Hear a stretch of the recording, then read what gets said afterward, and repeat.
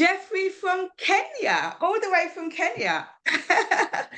I am so pleased that we finally met. I've been following you on Instagram, and I just love what you're trying to do in terms of your vibrancy and stuff around HIV, which I'm going to get straight in there and ask you, what got you involved? Like, what is your interest in HIV?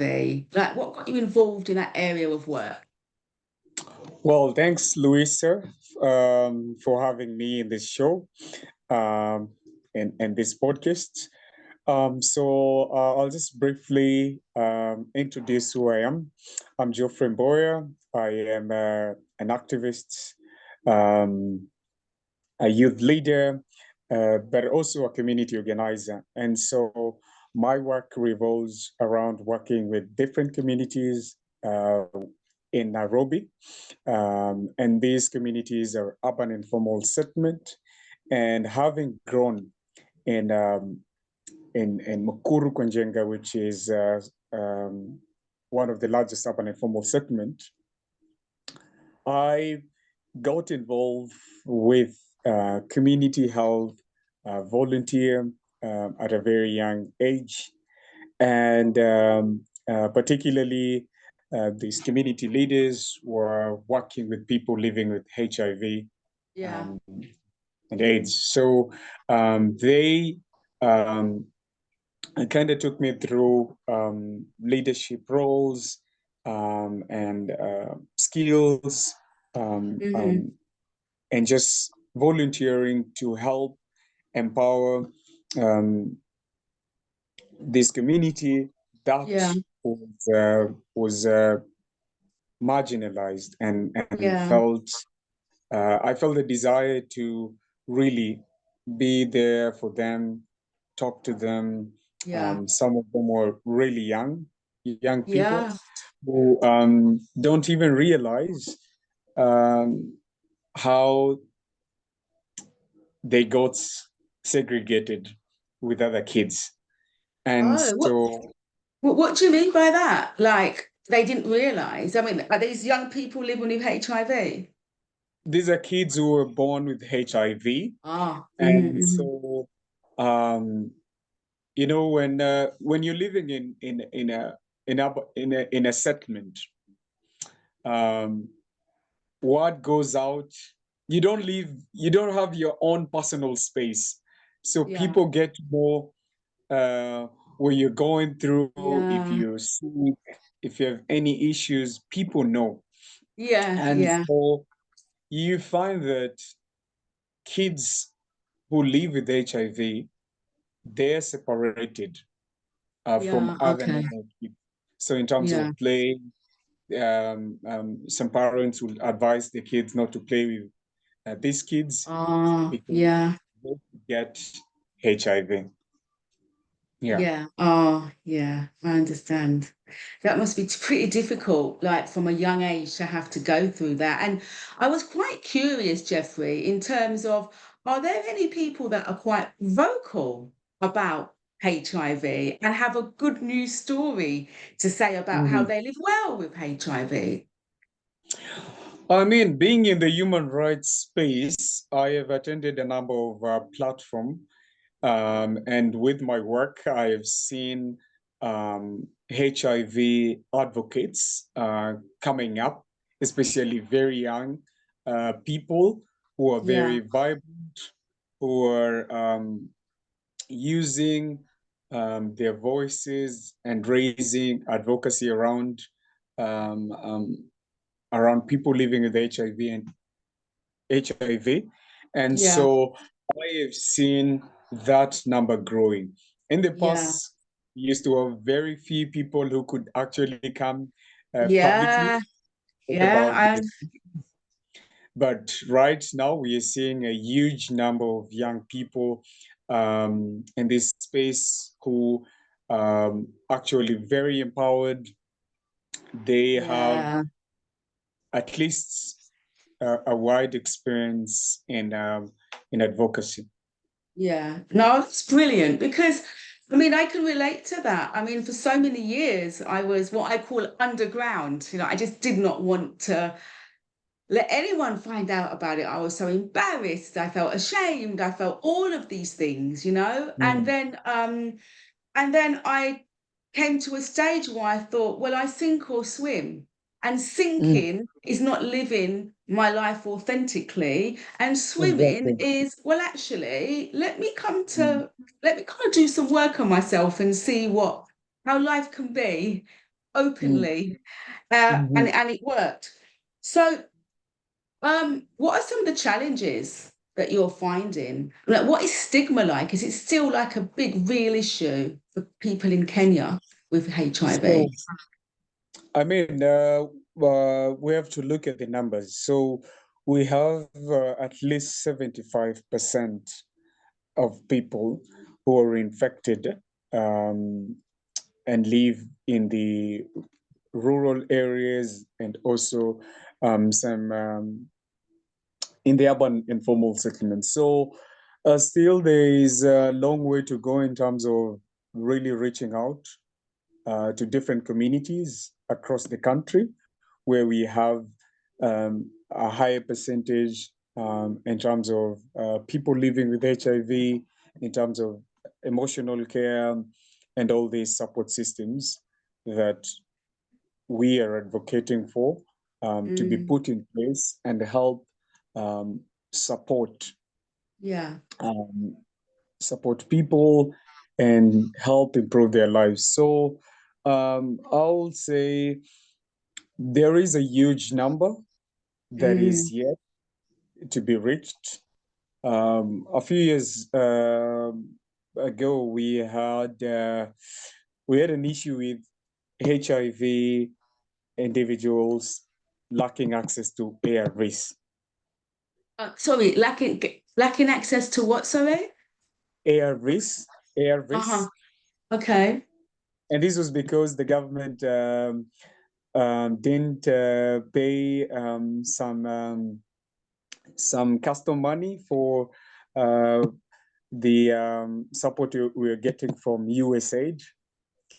So also that is a big blow, especially to the people living with HIV. So that increases a lot of stigmatization because obviously when people lack access to um, quality Yeah.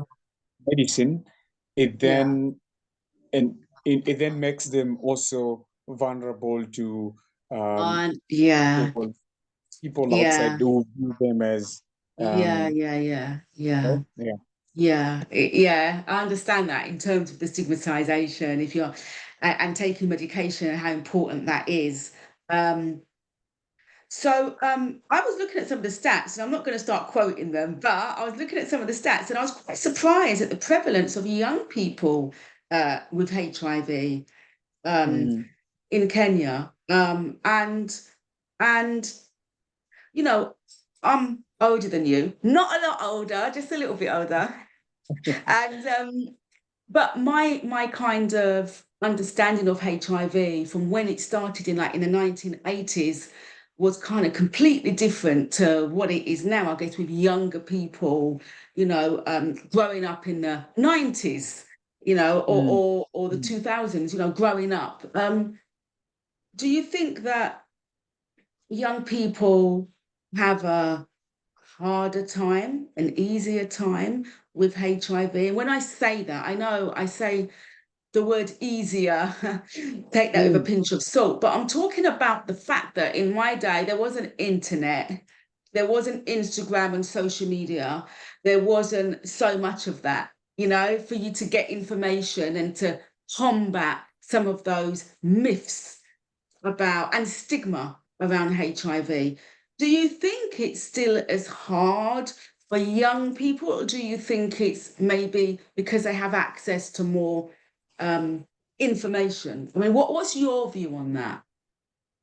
Well, for me, I will look at it in two ways. First of all, technology and social media has enabled Gen Zs like me to have a lot of information out there that we can you can literally Google and have access to whatever information you need.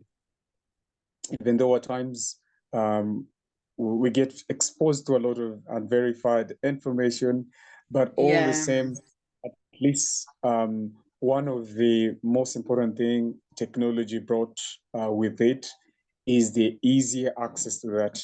But then I live in a different world. I come from Africa. I come from Kenya.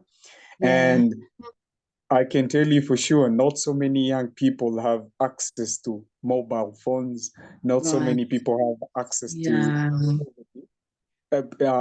access to internet. And also it brings about the issue of electricity. So some huge disparities in my country, especially in my city. And so we don't see that advantage or that technology being leveraged among all the young people.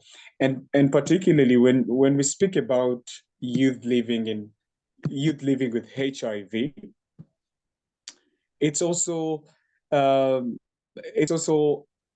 really like a big responsibility they hold.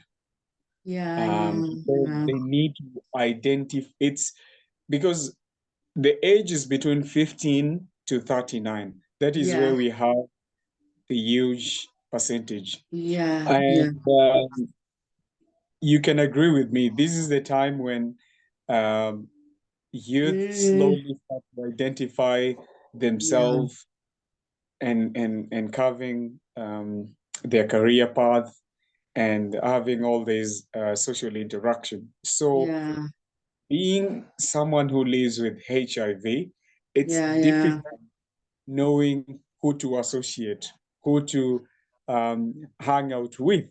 Because you don't want to end up with people who are teasing you about your status and all these things. So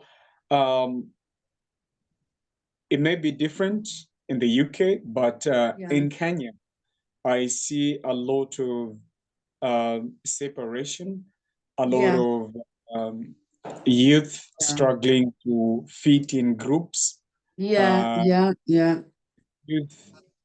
lacking access to counselors, access to social workers who they can speak to whenever they want. So it's still something that we are trying to call on the government to address. Yeah, I think there's something that you said, and I absolutely agree with it. You made such a good point when you said that, I'm talking about like social media and access to information which wasn't there when I was growing up. I'm not going to tell you what year that is, but the information wasn't there. But you make such a good point with electric, to charge the phone, to get access to Wi-Fi, to get access to information readily when you need it. That's a barrier in itself. One more, I wanted to say something on this, that recently I was watching this series on Netflix. Actually, I'll tell you, it was called Elite. Don't tell no one that I was watching it. I was looking for something to watch, and it was on Netflix. And it was one of those high. I've got a thing about watching these high school kind of documentaries. I'm saying too much here. Anyway, I needed something to watch, and it was about this group of kids at school, and they were really, really wealthy. I think it was like Spanish or something. I think it's based in Spain or something. Anyway, they're really, really wealthy. And all of a sudden, one of the characters who's so wealthy, this young girl, she was about 16, 15 or 16 years old. And she says to her parents, look, I don't know why, blah, blah, blah. You've got a daughter living with HIV. And I nearly kind of fell off. I nearly fell off the chair. I thought, this is brilliant. This is brilliant. That when you get and I think this particular series has done really well. They've won awards, but I stopped watching because I'm onto something else now. So I didn't finish watching it. But for me, that visibility. And that's why I'm doing what I'm doing, Geoffrey, you know, from someone who was so ashamed. And now I'm out here talking so that people can see me, a woman, a Black woman, a professional Black woman living with HIV quite fine, you know, quite well. And a lot of that stigma came from within, not necessarily from outside. It came from Yeah. my own self stigma. So I hear what you say, and having access, young people having access to seeing what's out there. So, last question for me: how is World AIDS Day? Wear the red ribbon. How is it received in Kenya? The red ribbon. Yeah, I mean, that's really a good question. Yes. So HIV um, Awareness Day, it's such a very important day, not only to the people living with HIV. It's a matter of us coming together Yeah. in solidarity and enabling us to take much responsibility as a community to assist and to work together with Mm-hmm. people living with HIV in terms of advocacy, in terms of ensuring access to uh, medicine and Yeah. all access to funding Mm-hmm. and all these other support system they need to be able to live a normal life and to be able to feel loved and feel cared about. So Yeah. I haven't seen much of that happening at the local communities. I do see national events that raise awareness, and Yeah. these are mostly associated with um, um, um, national government health agencies, in Mm. partnership with health organizations. Yeah. But I would like to see more of that being pushed at the community level to help inform people, to help bring people into discussion, to help Yeah. people see ways Yeah. they can get involved. So it is still one of areas where the government, with its partner, are striving to ensure that they're reaching as many people and they're using it Yeah. as a platform to empower um, the larger community to step forward and support people living with HIV and AIDS. I think you're amazing. I think you're doing some really wonderful work in helping to kind of raise awareness on this subject. And I really value your time. I know you're working really hard with a number of other projects. I just checked your Insta and I saw about the animals. You Yeah. know, the animals, yeah. Anyway, okay, lovely. Thank you so much for speaking with me. Have a wonderful day. Stay on the line. We'll have a chat after. Bye bye. Okay, bye bye.